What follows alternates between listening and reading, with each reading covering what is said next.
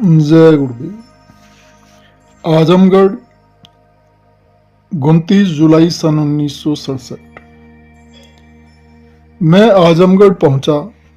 सुबह 7:15 बजे भाई त्रिलोकीनाथ अग्रवाल जी के घर पर स्वामी जी महाराज का दर्शन मुझे मिला।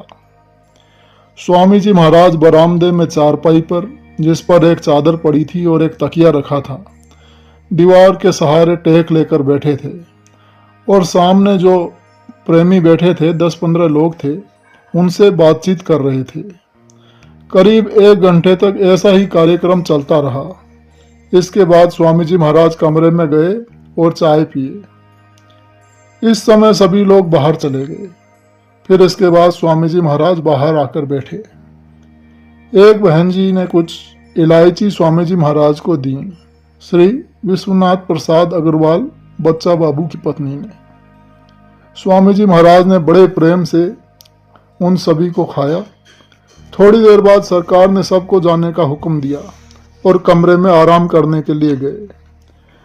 मैंने स्वामी जी महाराज से मिलने के लिए एक पत्र भेजा। स्वामी जी महाराज ने कृपा करके मुझे भीतर बुला लिया। अकेले में 15 मिनट तक मैंने सरकार से बातचीत की और फिर बाहर आ गया।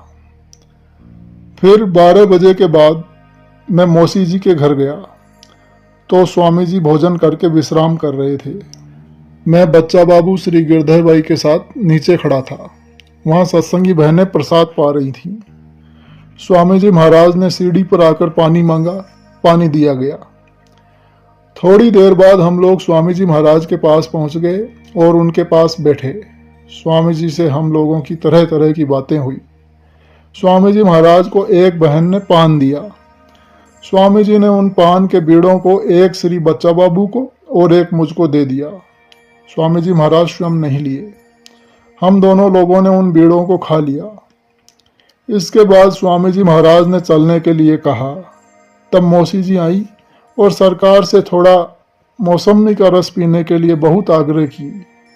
बहुत कहने पर स्वामी जी महाराज ने कहा, अच्छा लाओ, जल्दी करो।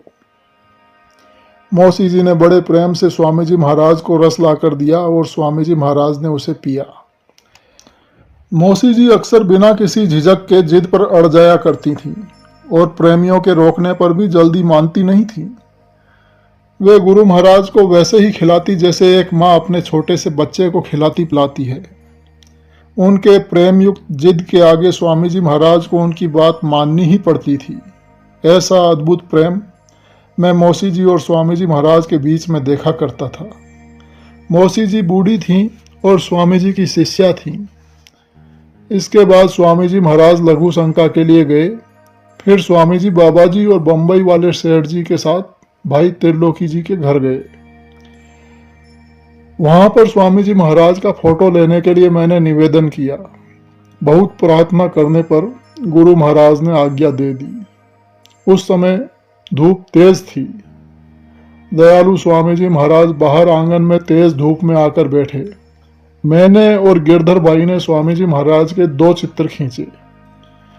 स्वामी जी महाराज का आंगन के जमीन पर पैर गर्म जमीन होने से जलने लगा।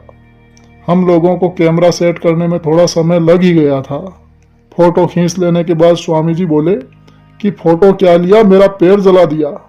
ये सुनकर सभी प्रेमी हंसने लगे।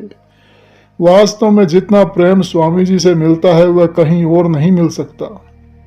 ऐसा सभी ने अनुभव किया। प्रेमी की छोटी से छोटी इच्छा की पूर्ति भी सरकार अपने शरीर को तकलीफ देकर करते हैं। इसके बाद थोड़ी देर तक प्रेमियों के बीच स्वामी जी महाराज बैठे रहे। बातचीत होती रही। भाई बहन मिलकर लगभग 25-30 आदमी थे।